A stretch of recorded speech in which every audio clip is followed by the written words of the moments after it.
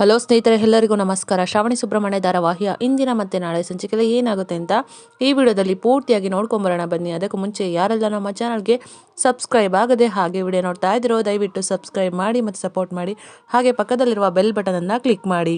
ಇಲ್ಲಿ ಮೊದಲಿಗೆ ನಂದಿನಿ ಅವರು ವಿಜಯಾಂಬಿಕಾ ರೂಮಲ್ಲಿ ವಿಡಿಯೋನ ನೋಡ್ತಾ ಇರ್ತಾರೆ ಮೊಬೈಲ್ ಇಟ್ಕೊಂಡು. ಅಷ್ಟರಲ್ಲಿ ವಿಜಯಾಂಬಿಕಾ ಕೂಡ ರೂಮ್ಗೆ ಬಂದ್ಬಿಡ್ತಾರೆ. ಆಗ ನಂದಿನಿ ಅವರು ಹೇಗೋ ತಪ್ಪಿಸ್ಕೊಂಡು ಬಚ್ಚಿಟ್ಕೊಳ್ತಾರೆ. ಆಗ ವಿಜಯಾಂಬಿಕಾ ಅವರು ನಾನು ಮೊದಲು ನನ್ನ ಫೋನನ್ನು ತಗೋಬೇಕು, ಅದೇ ನನಗೆ ಮೊದಲು ಅಸ್ತ್ರ ಅಂತ ಹೇಳ್ಬಿಟ್ಟು ಫೋನನ್ನು ತಕೊಂಡು ಹೊರಗಡೆ ಹೋಗ್ತಾರೆ. ಆಗ ನಂದಿನಿ ಅವರು ಡೋರ್ ಹಿಂದೆನೆ ಬಚ್ಚಿಟ್ಕೊಂಡಿರ್ತಾರೆ.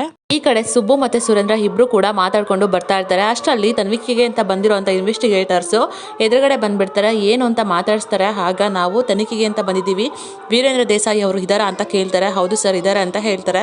ಸರಿ ಆಯ್ತು, ನಾವು ಒಳಗಡೆ ಬರ್ಬೋದಾ ಅಂತ ಕೇಳ್ತಾರೆ. ಸರಿ ಬನ್ನಿ ಸರ್, ನೀವು ಮುಂಚೆನೇ ಹೇಳಿದ್ರೆ ನಾವೆಲ್ಲ ಡಾಕ್ಯುಮೆಂಟ್ಸ್ ಕೂಡ ರೆಡಿ ಮಾಡ್ತಾ ಇದ್ವಿ, ನಮಗೆ ಗೊತ್ತಾಗಲಿಲ್ಲ ನೀವು ಬರೋದು ಅಂತ ಸುರೇಂದ್ರ ಅವರು ಹೇಳ್ತಾರೆ. ಅದೆಲ್ಲ ಏನು ಬೇಡ, ಮೊದಲು ಇನ್ವೆಸ್ಟಿಗೇಷನ್ ಮಾಡ್ತೀವಿ, ಬೇಕು ಅಂತಂದರೆ ಆಮೇಲೆ ನೋಡ್ತೀವಿ ಅಂತ ಹೇಳ್ತಾರೆ. ಆಗ ಸರಿ ಆಯಿತು ಬನ್ನಿ ಅಂತ ಹೇಳ್ಬಿಟ್ಟು ವೀರೇಂದ್ರ ಸರ್ ಜೊತೆ ಮಾತಾಡೋದಕ್ಕೆ ಅಂತ ಹೊರಡ್ತಾರೆ. ಸುರೇಂದ್ರ ಅವರು ಸುಬ್ಬು ಇವಾಗ ಏನು ಮಾಡೋದು, ಹಣ್ಣ ಇನ್ವೆಸ್ಟಿಗೇಷನ್ ಮಾಡ್ತಾರೆ, ಏನಾಗುತ್ತೋ ಏನೋ ತುಂಬಾನೇ ಆತಂಕ ಆಗ್ತಿದೆ, ನಾನೇನಾದರೂ ಇವ್ರ ಹತ್ರ ಪರ್ಸ್ನಲ್ ಆಗಿ ಮಾತಾಡಲ್ಲ ಅಂತ ಹೇಳ್ತಾರೆ. ಆಗ ಸುಬ್ಬು ಅವರು ನೋಡಿ ಸರ್, ನೀವೇನು ಮಾತಾಡೋದು ಬೇಡ, ಸತ್ಯ ನಮ್ಮ ಕಡೆ ಇದೆ, ಸತ್ಯನೇ ಗೆಲ್ಲುತ್ತೆ, ನೀವೇನು ಹೆದರ್ಕೋಬೇಡಿ, ಆರಾಮಾಗಿರಿ ಅಂತ ಹೇಳ್ತಾರೆ. ಹಾಗೆ ಇನ್ವೆಸ್ಟಿಗೇಟರ್ಸ್ ನೋಡಿ ನಾವು ತನಿಖೆ ಮಾಡಬೇಕಾದ್ರೆ ಯಾರು ಕೂಡ ಇಲ್ಲಿ ಇರಬಾರ್ದು, ಅಷ್ಟಕ್ಕೂ ನೀವ್ಯಾರು ಅಂತ ಹೇಳ್ಬಿಟ್ಟು ಸುಬ್ಬುನ ಕೇಳ್ತಾರೆ. ಆಗ ಸುಬ್ಬು ಅವರು ನಾನು ಮಿನಿಸ್ಟರ್ PA ಜೊತೆಗೆ ಅವ್ರ ಅಳಿಯನೂ ಕೂಡ ಅಂತ ಹೇಳ್ತಾರೆ. ಸರಿ ಆಯಿತು, ಯಾವುದೇ ಥರ ಡಿಸ್ಟರ್ಬ್ ಆಗಬಾರ್ದು, ಯಾರು ಕೂಡ ಬರಬಾರ್ದು, ಆ ರೀತಿ ನೋಡ್ಕೋಬೇಕು ನೀವು ಅಂತ ಹೇಳ್ತಾರೆ. ಸರಿ ಸರ್, ನಿಮ್ಗೆ ಯಾವುದೇ ಥರ ಕಾಫಿ ಟೀ ಜ್ಯೂಸ್ ಏನಾದರೂ ಬೇಕಾ ಅಂತ ಹೇಳ್ತಾರೆ. ಅದೆಲ್ಲ ಏನು ಬೇಡ, ಆಮೇಲೆ ಹೇಳ್ತೀವಿ ಅಂತ ಹೇಳ್ತಾರೆ. ನಮಗೆ ಸದ್ಯಕ್ಕೀಗ ವೀರೇಂದ್ರ ಸರ್ ಅವ್ರನ್ನ ಕರೀರಿ ಅಂತ ಹೇಳ್ತಾರೆ. ಸರಿ ಆಯಿತು ಸರ್ ಅಂತ ಹೇಳ್ಬಿಟ್ಟು ಸುಬ್ಬು ಅವರು ವೀರೇಂದ್ರ ದೇಸಾಯಿ ಅವ್ರನ್ನ ಕರ್ಕೊಂಬರೋದಕ್ಕೆ ಅಂತ ಹೋಗ್ತಾರೆ. ಈ ಕಡೆ ಮದನ್ ಅವರು ಸಾವಿತ್ರಿಗೆ ತುಂಬಾನೇ ಹಿಂಸೆ ಮಾಡ್ತಾ ಇರ್ತಾರೆ. ಅಲ್ಲಿ ವಿಜಯಾಂಬಿಕಾ ಕೂಡ ಇರ್ತಾರೆ. ಏನೇ ಸಾವಿತ್ರಿ, ನೀನು ಇಷ್ಟೆಲ್ಲ ಹಾರಾಡ್ತಾ ಇರೋದು ಆ ಮಾವ ವೀರೇಂದ್ರ ಅವರು ನಿನ್ನ ಹಿಂದೆ ಇರೋದಾರೆ ಅಂತ ತಾನೆ, ಇವತ್ತು ಅವನು ರಾಜೀನಾಮೆ ಕೊಡಬೇಕಾಗುತ್ತೆ. ಅಷ್ಟೇ ಅಲ್ಲ, ಎಲ್ಲಾನು ಕೂಡ ಅಧಿಕಾರ ಕೆಳಗಡೆ ಬಿದ್ದು ಮಣ್ಪಾಲಾಗುತ್ತೆ, ನೋಡ್ತಾ ಇರೋ.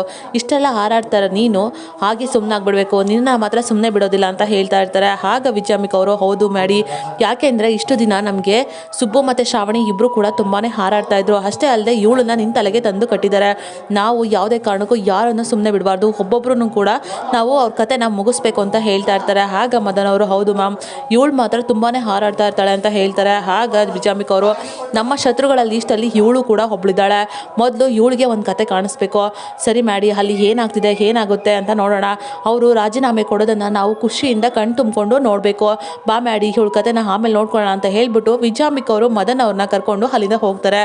ಆಗ ಸಾವಿತ್ರಿ ಅವರು ಈ ರೀತಿ ಆಗಬಾರ್ದು, ಯಜಮಾನರು ದೇವ್ರಂತವ್ರು ಅಂತ ತುಂಬಾನೇ ನೆನಪು ಮಾಡಿಕೊಂಡು ಕಣ್ಣೀರಾಗ್ತಾ ಕೂತ್ಬಿಡ್ತಾರೆ. ಈ ಕಡೆ ಶ್ರಾವಣಿಯವರು ತನ್ನ ತಂದೆ ಬಗ್ಗೆ ಬರ್ತಾ ಇದ್ದಂಥ ನ್ಯೂಸ್ನ ನೋಡಿಕೊಂಡು ಕೂತಿರ್ತಾರೆ. ಅದರಲ್ಲಿ ಇಷ್ಟರಲ್ಲೇ ವೀರೇಂದ್ರ ದೇಸಾಯಿ ಅವರು ರಾಜೀನಾಮೆ ಕೊಡ್ತಾರೆ. ಯಾಕೆ ಅಂತಂದರೆ ಅವರ ಮೇಲೆ ಬಂದಿರೋಂಥ ಆರೋಪದ ಬಗ್ಗೆ ತನಿಖೆಯನ್ನು ನಡೆಸ್ತಾ ಇದ್ದಾರೆ ಅಂತ ಹೀಗೆ ಒಂದು ನ್ಯೂಸನ್ನು ನೋಡ್ತಾ ಇರ್ತಾರೆ. ಅದನ್ನು ನೋಡ್ಬಿಟ್ಟು ತುಂಬಾ ಬೇಜಾರು ಮಾಡಿಕೊಂಡು ಕಣ್ಣೀರಾಗ್ತಾ ಇರ್ತಾರೆ. ಅಷ್ಟರಲ್ಲಿ ವಿಶಾಲಾಕ್ಷಿ ಕೂಡ ಬರ್ತಾರೆ. ಶ್ರಾವಣಿ ಅಮ್ಮೋರೆ, ಕೆಟ್ಟವರು ಎಷ್ಟೇ ಜನ ಇದ್ರೂ ಕೂಡ ಒಳ್ಳೆಯವರು ಅಂತ ಇದ್ದೇ ಇರ್ತಾರೆ, ಒಳ್ಳೆಯವ್ರ ಆಶೀರ್ವಾದ ನಿಮ್ಮ ತಂದೆ ಮೇಲೆ ತುಂಬಾ ಇದೆ, ನೀವೇನು ಟೆನ್ಷನ್ ಮಾಡ್ಕೊಂಬೇಡಿ, ಆರಾಮಾಗಿರಿ ಶ್ರಾವಣಿ ಅಮ್ಮೋರೆ, ಎಲ್ಲನೂ ಕೂಡ ಒಳ್ಳೇದಾಗುತ್ತೆ, ಸತ್ಯ ಗೆಲ್ಲುತ್ತೆ ಅಂತ ಹೇಳ್ಬಿಟ್ಟು ಪದ್ದು ಅವರು ಕೂಡ ಹೇಳ್ತಾರೆ. ಆಗ ಶ್ರಾವಣಿ ಅವರು ತುಂಬಾನೇ ಬೇಜಾರು ಮಾಡ್ಕೊಂಡು ಅಳ್ತಾನೆ ಇರ್ತಾರೆ. ಆಗ ಪದ್ದು ಮತ್ತು ವಿಶಾಲಾಕ್ಷಿ ಅವರು ಬೇಜಾರು ಮಾಡ್ಕೊಬೇಡಿ ಶ್ರಾವಣಿ ಅಮ್ಮವ್ರೆ, ಎಲ್ಲನೂ ಕೂಡ ಒಳ್ಳೇದಾಗುತ್ತೆ, ಕೆಟ್ಟವರು ಏನೇ ಮಾಡಿದ್ರು ಕೂಡ ಒಳ್ಳೆಯವ್ರ ಆಶೀರ್ವಾದ ಇರೋದ್ರಿಂದ ನಿಮ್ಮ ತಂದೆಗೆ ಏನೂ ಆಗೋದಿಲ್ಲ, ಎಲ್ಲನೂ ಕೂಡ ಒಳ್ಳೆಯದೇ ಆಗುತ್ತೆ ಅಂತ ಸಮಾಧಾನ ಮಾಡ್ತಾ ಇರ್ತಾರೆ. ಈ ಕಡೆ ವೀರೇಂದ್ರ ಅವರು ಕೂಡ ಬರ್ತಾರೆ. ಆಗ ಇನ್ವೆಸ್ಟಿಗೇಟರ್ಸು ಎಲ್ಲ ಪ್ರಶ್ನೆಗಳನ್ನ ಕೇಳೋದಕ್ಕೆ ಶುರು ಮಾಡ್ತಾರೆ. ನಿಮಗೆ ಭೇಟಿ ಮಾಡಿದಂಥವರು ಪ್ರಾಜೆಕ್ಟ್ ಬಗ್ಗೆ ಏನು ಮಾತಾಡಿದ್ರು ಅಂತ ಕೇಳ್ತಾ ಇರ್ತಾರೆ. ಆಗ ವೀರೇಂದ್ರ ಅವರು ನಾವು ಕೆಲವು ಸ್ಕೂಲು ಕಟ್ಟಡಗಳನ್ನು ಕಟ್ಟಬೇಕು, ಅದಕ್ಕೆ ಕಾಂಪೌಂಡ್ನ ನಿರ್ಮಿಸಬೇಕು ಅಂತ ಹೇಳ್ಬಿಟ್ಟು ಆ ಪ್ರಾಜೆಕ್ಟ್ ಬಗ್ಗೆ ಮಾತಾಡೋದಕ್ಕೆ ಅಂತ ಹೋಗಿದ್ದೆ ಅಂತ ಹೇಳ್ತಾರೆ. ಆದರೆ ಅವರು ನಿಮ್ಮ ಬಗ್ಗೆ ಆ ರೀತಿ ಹೇಳಿಲ್ಲ, ನೀವು ಲಂಚ ಕೇಳಿದ್ದೀರಾ ಅಂತ ಹೇಳಿದ್ದಾರೆ ಅಂತ ಹೇಳ್ತಾರೆ. ಆಗ ವೀರು ಅವರು ಏನು ಮಾತಾಡದೆ ಸುಮ್ಮನೆ ಇರ್ತಾರೆ. ಕೆಲವು ವಿಡಿಯೋನ ವಿಜಯಾಂಬಿಕಾ ಅವರು ವೈರಲ್ ಮಾಡಿರ್ತಾರೆ, ಅದನ್ನು ತೋರಿಸ್ಬಿಟ್ಟು ಇದರಲ್ಲಿ ಮಾತಾಡಿರೋದು ನೀವೇನಾ, ಇದು ನಿಮ್ಮದೇನಾ ವಾಯ್ಸ್ ಅಂತ ಹೇಳ್ತಾರೆ. ಆಗ ವೀರೇಂದ್ರ ಅವರು ಹೌದು ನಾನೇ ಮಾತಾಡೋದು, ಇದು ನಂದೇ ವಾಯ್ಸು ಅಂತ ಹೇಳ್ಬಿಟ್ಟು ಒಪ್ಕೊಳ್ತಾರೆ. ಈ ಕಡೆ ಸುರೇಂದ್ರ ಮತ್ತು ವಂದನಾ ಅವರು ಇಬ್ಬರು ಕೂಡ ಟೆನ್ಷನ್ ಮಾಡ್ಕೊಂಡಿರ್ತಾರೆ. ಹಾಗೆ ಸುರೇಂದ್ರ ಅವರು ವಂದನಾ ಅಲ್ಲಿ ಏನಾಗ್ತಿದೆಯೋ, ಅಣ್ಣನ ಏನು ಪ್ರಶ್ನೆ ಕೇಳ್ತಾ ಇದ್ದಾರೋ ಆಫೀಸರು ಒಂದು ಗೊತ್ತಾಗ್ತಿಲ್ಲ, ಅಣ್ಣ ಏನು ಹೇಳ್ತಾನೋ ಒಂದು ಅರ್ಥ ಆಗ್ತಿಲ್ಲ, ಏನು ಮಾಡೋದು ಅಂತಲೇ ಗೊತ್ತಾಗ್ತಿಲ್ಲ ಅಂತ ಹೇಳ್ತಾರೆ. ಆಗ ವಂದನ ಅವರು ರೀ ಸಮಾಧಾನ ಮಾಡ್ಕೊಳ್ಳಿ, ಯಾವತ್ತಿದ್ರು ಭಾವ ಸತ್ಯನೇ ಹೇಳ್ತಾರೆ ಗೊತ್ತಾ ಅಂತ ಹೇಳ್ತಾರೆ. ಸತ್ಯ ಹೇಳ್ತಾನೆ ನಿಜ, ಆದರೆ ಇವತ್ತಿನ ಕಾಲದಲ್ಲಿ ಸತ್ಯಕ್ಕೆ ಸ್ವಲ್ಪನೂ ಬೆಲೆ ಇಲ್ಲ ವಂದನ, ಏನಾಗುತ್ತೋ ಏನೋ ಅಂತ ತುಂಬಾನೇ ಭಯ ಆಗ್ತಿದೆ ಅಂತ ಹೇಳ್ತಾ ಇರ್ತಾರೆ. ಈ ಕಡೆ ಸುಬ್ಬು ಅವರು ನಂದಿನಿ ಅವ್ರ ಹತ್ರ ಬಂದ್ಬಿಟ್ಟು ಅಮ್ಮೋರೆ ಏನಾಯ್ತೋ ಸಾಕ್ಷಿ ಸಿಕ್ತಾ ಅಂತ ಕೇಳ್ತಾರೆ. ಆಗ ನಂದಿನಿ ಅವರು ಸುಬ್ಬು ಕಡೆನೇ ನೋಡ್ತಾ ಇರ್ತಾರೆ. ಈ ಕಡೆ ವೀರೇಂದ್ರ ಅವರು ಇನ್ವೆಸ್ಟಿಗೇಟರ್ಸ್ ಕೇಳೋ ಅಂತ ಪ್ರತಿ ಪ್ರಶ್ನೆಗೂ ಕೂಡ ಉತ್ತರ ಕೊಡ್ತಾ ಇರ್ತಾರೆ. ನೋಡಿ, ನೀವು ನೋಡಿದ್ರೆ ಈ ರೀತಿ ಹೇಳ್ತಾ ಇದ್ದೀರಾ, ಅವ್ರು ನೋಡಿದ್ರೆ ಲಂಚ ಕೇಳಿದ್ರು ಅಂತ ಹೇಳ್ತಾ ಇದ್ದಾರೆ, ಇದಕ್ಕೆ ನೀವೇನು ಹೇಳ್ತೀರಾ ನೋಡಿ, ನೀವೇ ಇದರಲ್ಲಿ ನಾನೇ ಈ ಥರ ಮಾತಾಡಿರೋದು ಅಂತ ನಮ್ಮದೇ ವಾಯ್ಸು ಅಂತ ಒಪ್ಕೊಂಡಿರೋದ್ರಿಂದ ನಾವು ನಿಮ್ಮ ಎಲ್ಲ ಆಸ್ತಿ ಎಲ್ಲ ವಿಷಯಗಳನ್ನು ಕೂಡ ತನಿಖೆ ಮಾಡಬೇಕಾಗುತ್ತೆ, ಜೊತೆಗೆ ನಿಮ್ಮ ಅಕೌಂಟ್ಸ್ನೆಲ್ಲ ಕೂಡ ನಾವು ಇನ್ವೆಸ್ಟಿಗೇಟ್ ಮಾಡಬೇಕಾಗುತ್ತೆ ಅಂತ ಹೇಳ್ತಾರೆ. ಆಗ ವೀರೇಂದ್ರ ಅವರು ನಾನು ಈ ಅಧಿಕಾರಕ್ಕೆ ಬಂದಿದ್ದು ಜನರು ಸೇವೆ ಮಾಡಬೇಕು ಅಂತ, ಆದರೆ ಅದೇ ಈ ರೀತಿ ಆಗ್ತಾ ಇದೆ, ಸತ್ಯ ಪ್ರಾಮಾಣಿಕತೆ ನನ್ನಲ್ಲಿ ಇದೆ, ಅದು ಗೆಲ್ಲುತ್ತೆ ಅನ್ನೋದಾದರೆ ನಿಜವಾಗ್ಲೂ ಆಗಿದ್ರೆ ನಿಜವಾಗ್ಲೂ ಅದು ಗೆದ್ದೇ ಗೆಲ್ಲುತ್ತೆ ಅಂತ ಹೇಳ್ತಾರೆ. ಆಗ ಇನ್ವೆಸ್ಟಿಗೇಟರ್ಸ್ ನೋಡಿ, ನಾನು ನಿಮ್ಮನ್ನ ಕಸ್ಟಡಿ ತಗೋಬೇಕಾಗತ್ತೆ, ಅದಕ್ಕೂ ಮುಂಚೆ ಒಂದು ಮುಖ್ಯವಾದ ಕೆಲಸ ಇದೆ, ನೀವು ರಾಜೀನಾಮೆ ಪತ್ರಕ್ಕೆ ಸೈನ್ ಹಾಕಬೇಕಾಗುತ್ತೆ, ನಾವು ಇದನ್ನ CM ಮುಖಾಂತರನೇ ಲೆಟರ್ನ ತಗೊಂಬಂದಿದ್ದೀವಿ, ತಗೊಳ್ಳಿ ಅಂತ ಹೇಳ್ಬಿಟ್ಟು ಕೊಡ್ತಾರೆ. ಆಗ ವೀರು ಅವರು ಏನು ಯೋಚನೆ ಮಾಡಿದೆ ಸರಿ ಅಂತ ಹೇಳ್ಬಿಟ್ಟು ಸೈನ್ ಹಾಕೋದಕ್ಕೆ ಅಂತ ಪೆನ್ ತಗೊಳ್ತಾರೆ. ಅಷ್ಟರಲ್ಲಿ CM ಕೂಡ ಮನೆಗೆ ಬಂದ್ಬಿಡ್ತಾರೆ. ಆಗ ಸುಬ್ಬು ಬಂದ್ಬಿಟ್ಟು ಯಜಮಾನ್ರೆ CM ಮನೆಗೆ ಬಂದರು ಅಂತ ಹೇಳ್ತಾರೆ. ಆಗ CM ಬಂದ್ರು ಅಂತ ಹೇಳ್ಬಿಟ್ಟು ವೀರು ಅವರು ಕೂಡ ಎದ್ದೋಗ್ಬಿಡ್ತಾರೆ. CM ಬಂದಿದ್ದನ್ನ ನೋಡ್ಬಿಟ್ಟು ಸುಬ್ಬು ಮತ್ತೆ ಸುರೇಂದ್ರ ಅವರು ಕೂಡ ಮೇಲೆ ಬರ್ತಾರೆ. ಆಗ CM ಬಂದ್ಬಿಟ್ಟು ನೋಡಿ ವೀರೇಂದ್ರ ಅವರೇ, ನೀವು ರಾಜೀನಾಮೆ ಕೊಡೋ ಅಂತ ಅವಶ್ಯಕತೆ ಇಲ್ಲ ಅಂತ ಹೇಳ್ತಾರೆ. ಏನು ಹೇಳ್ತೀರಾ ಸರ್ ನೀವು ಅಂತ ಕೇಳ್ತಾರೆ. ಅಲ್ಲ ವೀರೋ, ನೀನು ರಾಜೀನಾಮೆ ಕೊಡೋ ಅಂತ ಅಗತ್ಯ ಇಲ್ಲ, ಯಾಕೆ ಅಂತಂದರೆ ನನಗೂ ಕೂಡ ಒಂದು ಕಡೆ ಆತಂಕ ಇತ್ತು, ಇಷ್ಟು ಪ್ರಾಮಾಣಿಕತೆನ ನಾನು ನೋಡ್ಕೊಂಡು ಬಂದಿದ್ದೀನಿ, ಈಗಿರಬೇಕಾದ್ರೆ ಈ ರೀತಿಯೆಲ್ಲ ಆಗ್ತಾ ಇದೆಯಲ್ಲ, ಏನು ಮಾಡೋದು ಅಂತ ಕೂಡ ನಾನು ಕೂಡ ದೇವ್ರ ಹತ್ರ ಪ್ರೇಯರ್ ಮಾಡ್ಕೊಳ್ತಾ ಇದ್ದೆ, ಆದರೆ ಈಗ ಅಂತ ಅಗತ್ಯ ಇಲ್ಲ, ಸತ್ಯ ಯಾವತ್ತಿದ್ರೂ ಕೂಡ ಗೆದ್ದೇ ಗೆಲ್ಲುತ್ತೆ.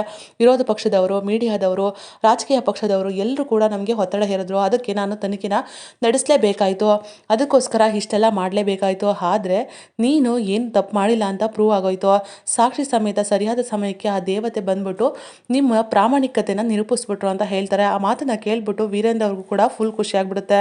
ನನ್ನ ಬಗ್ಗೆ ಸಾಕ್ಷಿ ಸಮೇತವಾಗಿ ಯಾರು ಪ್ರೂವ್ ಮಾಡಿರ್ಬೋದು ಅಂತ ಹೇಳ್ಬಿಟ್ಟು ವೀರೇಂದ್ರ ಅವ್ರಿಗೂ ಕೂಡ ಒಂದು ಕ್ಷಣ ಶಾಕ್ ಆಗುತ್ತೆ. ಅದ್ರ ಬಗ್ಗೆನೇ ಯೋಚನೆ ಮಾಡ್ತಾ ನಿಂತು ಬಿಡ್ತಾರೆ. ಈ ಕಡೆ ಇಂದ್ರಮ್ಮ ಮತ್ತೆ ಕಾಂತಮ್ಮ ಇಬ್ರು ಕೂಡ ಒಬ್ರಿಗೊಬ್ರು ತುಂಬಾನೇ ಜೋರಾಗಿ ಜಗಳ ಆಡ್ಬಿಡ್ತಾರೆ. ಆಗ ಇಂದ್ರಮ್ಮ ಅವರು ನೋಡು ಕಾಂತಮ್ಮ, ನಾನು ನಾಲ್ಗೆ ಕಿತ್ತಾಕ್ಬಿಡ್ತೀನಿ ಅಂತ ಹೇಳ್ತಾರೆ. ಆಗ ಕಾಂತಮ್ಮ ಅವರು ಕೂಡ ನಾನು ಅಷ್ಟೇ ಕಣೆ, ಮೂಳೆ ಮುರಿದಾಕ್ಬಿಡ್ತೀನಿ ಅಂತ ಹೀಗೆ ಜೋರ್ ಜಗಳನ್ನ ಮಾಡ್ಬಿಡ್ತಾರೆ. ಅಲ್ಲ ಕಣೆ, ನಿಂಗೆ ಅಷ್ಟು ಗೊತ್ತಾಗಲ್ವಾ, ಮಿನಿಸ್ಟ್ರು ಬೀಗರು ಅಂತ ಬೀಗ್ತಾ ಇದ್ದೆ, ಆದರೆ ಈಗ ಅವರು ಜೈಲಿಗೆ ಹೋಗೋಂಥ ಪರಿಸ್ಥಿತಿ ಬಂದಿದೆ, ಇದಕ್ಕೇನು ಹೇಳ್ತೀಯ ನೀನು ಅಂತ ಹೇಳ್ತಾರೆ. ಆಗ ಕಾಂತಮ್ಮ ಅವರು ಮಿನಿಸ್ಟ್ರು, ಅವರು ಜೈಲಿಗೆ ಹೋದ್ರೂ ಕೂಡ ಒಂದು ಗೊತ್ತಿರುತ್ತೆ ಗೊತ್ತಾ, ನನಗೇನು ಅದರಲ್ಲೂ ಕಮ್ಮಿ ಆಗೋದಿಲ್ಲ, ಅದರಲ್ಲೂ ಮಿನಿಸ್ಟ್ರು ಕೂಡ ಅವರು ಏನು ಕಳ್ಕೊಳ್ಳೋ ಅಂಥದ್ದು ಏನಿಲ್ಲ ಅಂತ ಹೇಳ್ಬಿಟ್ಟು ವಾದ ಮಾಡ್ತಾ ಇರ್ತಾರೆ. ಈ ಕಡೆ ವೀರು ಅವರು ಏನು ಹೇಳ್ತೀರಾ ಸರ್, ನನ್ನನ್ನು ಕಾಪಾಡಿದ್ರ ಆ ದೇವತೆ ಯಾರು, ಆ ದೇವತೆ ನನ್ನ ನೋಡಬೇಕು ಯಾರು ಸರ್ ಅಂತ ಕೇಳ್ತಾರೆ. ಆಗ ಬಾಡಿ ಗಾರ್ಡ್ಸ್ನ CM ಅವರು ಕರ್ಕೊಂಬನ್ನಿ ಅಂತ ಹೇಳ್ಬಿಟ್ಟು ಕಳಿಸ್ತಾರೆ. ಆಗ ಆ ಬಾಡಿ ಗಾರ್ಡ್ಸು ಶ್ರಾವಣಿನ ಕರ್ಕೊಂಡ್ಬಿಡ್ತಾರೆ. ಶ್ರಾವಣಿನ ನೋಡ್ಬಿಟ್ಟು ಸುಬ್ಬುಗೂ ಫುಲ್ ಶಾಕ್ ಆಗುತ್ತೆ, ಮತ್ತು ವೀರು ಅವರು ಕೂಡ ಒಂದು ಕ್ಷಣ ಶಾಕ್ ಆಗಿಬಿಡ್ತಾರೆ. ಶ್ರಾವಣಿ ಅವರೇ ಇವ್ರನ್ನ ಕಾಪಾಡಿದ್ರು ಅಂತ ಗೊತ್ತಾಗ್ಬಿಟ್ಟು ಸುಬ್ಬುಗೆ ಫುಲ್ ಖುಷಿ ಆಗಿಬಿಡುತ್ತೆ. ಏನು ಸರ್ ಹೇಳ್ತಾ ಇದ್ದೀರಾ ನೀವು ಅಂತ ಕೇಳ್ತಾರೆ. ಆಗ CM ಇದ್ದವರು, ಹೌದು ಸರ್, ನಿಮ್ಮನ್ನು ಕಾಪಾಡಿದಂಥ ದೇವತೆ ನಿಮ್ಮ ಮಗಳೇ, ನಿಜವಾಗ್ಲೂ ತುಂಬ ಖುಷಿ ಆಗುತ್ತೆ, ಇಂಥ ಮಗಳು ನಿಮಗೆ ಸಿಕ್ಕಿರೋದು ನಿಜವಾಗ್ಲೂ ನಿಮ್ಮ ಪುಣ್ಯ ಸರ್, ಮಗ ಇದ್ದಿದ್ರೆ ಇಷ್ಟೆಲ್ಲ ಮಾಡ್ತಾ ಇದ್ನೋ ಇಲ್ವೋ ಗೊತ್ತಿಲ್ಲ, ಆದರೆ ಈ ಮಗಳಾಗಿ ನಿಜವಾಗ್ಲೂ ನಿಮ್ಮ ಕೆಲಸನ ಉಳಿಸ್ಕೊಟ್ಬಿಟ್ರು. ಅಷ್ಟೇ ಅಲ್ಲ, ನೀವು ರಾಜಕೀಯ ಜೀವನಕ್ಕೆ ಮತ್ತೆ ಕಾಲಿಡುವಾಗಾಗಿತ್ತು. ಒಂದು ನಿಜ ಹೇಳಬೇಕಂತಂದರೆ ಒಂದು ರೀತಿಯಲ್ಲಿ ನೀವು ಪುನರ್ಜನ್ಮನ ಪಡೆದಿದ್ದೀರ, ಆ ಪುನರ್ಜನ್ಮನ ತಾಯಿಯಾಗಿ ನಿಮ್ಮ ಮಗಳು ಕೊಟ್ಟಿದ್ದಾರೆ ಅಂತ ಹೇಳ್ತಾರೆ. ಆಗ ಶ್ರಾವಣಿ ಅವರು, ಸರ್ ಅಷ್ಟು ದೊಡ್ಡ ಮಾತೆಲ್ಲ ಯಾಕೆ ಹೇಳ್ತಿದ್ದೀರಾ, ನಾನು ಮಗಳಾಗಿ ತಂದೆನ ಕಾಪಾಡ್ಕೋಬೇಕು, ಇದು ಮಕ್ಕಳು ಎಲ್ಲರ ಕರ್ತವ್ಯ ಕೂಡ, ಆಗಿರಬೇಕಾದ್ರೆ ನಾನು ಅಷ್ಟು ಮಾಡಿದ್ದೀನಿ ಅಷ್ಟೇ ಅಂತ ಹೇಳ್ತಾರೆ.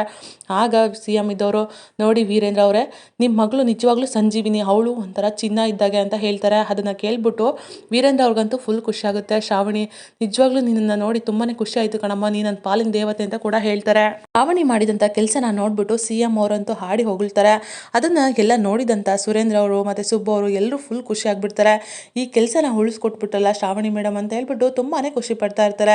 ಆಗ CM ಅವರು, ನೋಡಿ ಎಲ್ಲರ ಒತ್ತಾಯದಿಂದ ನಾನು ಈ ಥರ ಮಾಡಬೇಕಾಗಿತ್ತು, ದಯವಿಟ್ಟು ನನ್ನ ಕ್ಷಮಿಸ್ಬಿಡು ವೀರೋ, ನೀನು ನಿನ್ನ ಪ್ರಾಮಾಣಿಕತೆ ಏನು ಅಂತ ನಂಗೆ ಚೆನ್ನಾಗಿ ಗೊತ್ತಿದೆ ಸರಿನಾ ಅಂತ ಹೇಳ್ಬಿಟ್ಟು ಅಲ್ಲಿಂದ ಹೋಗ್ಬಿಡ್ತಾರೆ. ಆಗ ವೀರೇಂದ್ರ ಅವ್ರಿಗಂತೂ ಶ್ರಾವಣಿನ ನೋಡ್ಬಿಟ್ಟು ತುಂಬಾ ಖುಷಿಪಟ್ಟು, ಮತ್ತು ಶ್ರಾವಣಿನ ನನ್ನ ಮಗಳಲ್ಲ ಅಂತ ಹೇಳಿದ್ದನ್ನೆಲ್ಲ ನೆನಪು ಮಾಡಿಕೊಂಡು ಸ್ವಲ್ಪ ಬೇಜಾರು ಮಾಡ್ಕೊಳ್ತಾರೆ. ನಂತರ ಎಲ್ಲರೂ ಕೂಡ ಕೆಳಗಡೆ ಬರ್ತಾರೆ. ಆಗ ವಿಜಯಾಂಬಿಕಾ ಅವರು ಕೂಡ ಕಾಯ್ತಾ ಇರ್ತಾರೆ. ವೀರು ಏನಾಯಿತು, ಇನ್ವೆಸ್ಟಿಗೇಟರ್ಸ್ ಏನು ಹೇಳಿದ್ರು, ಎಲ್ಲ ಏನಾಯಿತು ಹೇಳು ಹೇಳು ಅಂತ ತುಂಬಾ ಎಕ್ಸೈಟ್ ಆಗಿ ಕೇಳ್ತಾ ಇರ್ತಾರೆ. ಅಕ್ಕ ನೀನೇನು ಟೆನ್ಷನ್ ಮಾಡ್ಕೋಬೇಡ, ಏನೂ ಏನು ಅಂತ ತೊಂದರೆ ಆಗೋವಂಥದ್ದು ಏನೂ ಇಲ್ಲ, ಆರಾಮಾಗಿರಕ್ಕ ಅಂತ ಹೇಳ್ತಾ ಇರ್ತಾರೆ. ಏನಾಯಿತು ಅಂತ ಹೇಳು ವೀರೋ ಅಂತ ಹೇಳ್ತಾರೆ. ಅಕ್ಕ ಏನು ತೊಂದರೆನೇ ಆಗಿಲ್ಲ ಅಂತ ಹೇಳಿದ್ನಲ್ವಾ ಅಂತ ಹೇಳ್ಬಿಟ್ಟು ವೀರೋ ಅವರು ಹೇಳ್ತಾರೆ. ಆಮೇಲೆ ಕೊಡೋ ಪರಿಸ್ಥಿತಿ ಅಂತೂ ಬಂದಿಲ್ಲ. ಶ್ರಾವಣಿ ನನ್ನ ಪಾಲಿನ ದೇವತೆ, ನನ್ನ ಕೆಲಸನ ಕಾಪಾಡಿದ್ಲು. ಅಷ್ಟೇ ಅಲ್ಲ, ನನ್ನ ಅಧಿಕಾರ ಅಂತ ನಾನು ಏನು ಅಂದ್ಕೊಂಡಿದ್ದೋ, ಜನರ ಸೇವೆ ಮಾಡಬೇಕು ಅಂತ ಅಂದ್ಕೊಂಡಿದ್ದೋ ಅದನ್ನೆಲ್ಲನೂ ಕಾಪಾಡಿ ಪುನರ್ಜನ್ಮ ಕೊಟ್ಟಿದ್ದಾಳೆ. ಶ್ರಾವಣಿ ನನ್ನ ಪಾಲಿನ ದೇವತೆ ಅಂತ ಹೇಳ್ಬಿಟ್ಟು ವಿಜಯಾಂಬಿಕನ ಹತ್ರ ಹೇಳ್ತಾ ಇರ್ತಾರೆ. ಆಗ ವಿಜಯಾಂಬಿಕಾಗೆ ಫುಲ್ ಶಾಕ್ ಆಗುತ್ತೆ. ಮದನ್ ಅವರು ಕೂಡ ಅಲ್ಲೇ ಇರ್ತಾರೆ. ಏನು ಹೇಳ್ತಿದ್ದೀಯ ವೀರು ನೀನು ಅಂತ ಹೇಳ್ತಾರೆ. ಹೌದಕ್ಕ, ನಿಜವಾಗ್ಲೂ ಶ್ರಾವಣಿನೇ ಇದಕ್ಕೆಲ್ಲ ಕಾರಣ ಅಂತ ಹೇಳ್ತಾ ಇರ್ತಾರೆ. ಆಗ ಶ್ರಾವಣಿಯವರು, ಅಪ್ಪ ಇದಕ್ಕೆಲ್ಲ ಯಾರು ಕಾರಣ, ಇದನ್ನೆಲ್ಲ ಯಾರು ಮಾಡಿದ್ರು, ಈ ಮನೆನ ಹಾಳು ಮಾಡೋದಕ್ಕೆ ಯಾರು ಹೊಂಚಾಕಿದ್ರು, ಯಾರ್ದು ಇಷ್ಟೆಲ್ಲ ಕೆಲಸ ಅಂತ ನಿಮಗೆ ಗೊತ್ತಾಗ್ಬೇಕಲ್ವಾ ಅಪ್ಪ ಅಂತ ಹೇಳ್ತಾರೆ. ಆಗ ಸುರೇಂದ್ರ ಅವರು, ಅದು ಯಾರು ಅಂತ ಹೇಳಮ್ಮ ಪುಟ್ಟ ಅಂತ ಕೇಳ್ತಾರೆ. ಆಗ ಶ್ರಾವಣಿಯವರು, ನೀವು ಇಷ್ಟು ದಿನ ಯಾರನ್ನ ದೇವರು ಅಂತ ಪೂಜಿಸ್ತಾ ಇದ್ರೋ, ದೇವರೇ ಅಂತ ಆರಾಧಿಸ್ತಾ ಇದ್ರೋ, ಅವರೇ ನಿಮ್ಮ ಅಕ್ಕ ವಿಜಯಾಂಬಿಕಾ ಇದಕ್ಕೆಲ್ಲ ಕಾರಣ ಅಂತ ಹೇಳ್ಬಿಡ್ತಾರೆ. ಆ ಮಾತನ್ನ ಕೇಳ್ಬಿಟ್ಟು ವೀರು ಅವ್ರಿಗಂತೂ ಫುಲ್ ಶಾಕ್ ಆಗುತ್ತೆ. ವಿಜಯಾಂಬಿಕಾ ಈ ರೀತಿ ಮಾಡಿದ್ದಾರೆ ಅಂತ ಅಂದರೆ ಅವರಿಗೆ ನಂಬೋದಕ್ಕೆ ಆಗ್ತಾ ಇರಲ್ಲ. ಆದರೆ ಎಲ್ಲನೂ ಕೂಡ ಸಾಕ್ಷಿ ಸಮೇತವಾಗಿ ತೋರಿಸಿದ ಮೇಲೆ ವೀರು ಅವರು ಕೂಡ ನಂಬಿಡ್ತಾರೆ. ಆಗ ವಿಜಯಾಂಬಿಕಾ ಮೇಲೆ ಕೆಂಡ ಕಾರ್ಬಿಡ್ತಾರೆ. ಮೊದಲು ನೀವು ಮನೆಯಿಂದ ಹೊರಗಡೆ ಹೋಗು ಅಂತ ಹೇಳ್ಬಿಟ್ಟು ಜೋರಾಗಿ ಹೇಳ್ಬಿಡ್ತಾರೆ. ಆಗ ವಿಜಯಾಂಬಿಕಾ ಮತ್ತೆ ಮದನ್ ಇಬ್ರು ಕೂಡ ಬೀದಿಗೆ ಬಿದ್ದುಬಿಡ್ತಾರೆ. ಕೊನೆಗೂ ಕೂಡ ವಿಜಯಾಂಬಿಕಾನ ಮನೆಯಿಂದ ಹೊರಗಡೆ ಹಾಕಿದ್ದಾರೆ. ಇದಾಗಿತ್ತು ಈ ಸಂಚಿಕೆ. ನಮ್ಮ ವಿಡಿಯೋ ನಿಮಗೆ ಇಷ್ಟ ಆಗಿದ್ದಲ್ಲಿ ಒಂದು ಲೈಕ್ ಮಾಡಿ. ಮುಂದಿನ ವಿಡಿಯೋಗಳಿಗಾಗಿ ನಮ್ಮ ಚಾನಲ್ ಅನ್ನು ಸಬ್ಸ್ಕ್ರೈಬ್ ಮಾಡಿ ಮತ್ತು ಸಪೋರ್ಟ್ ಮಾಡಿ. Thank you.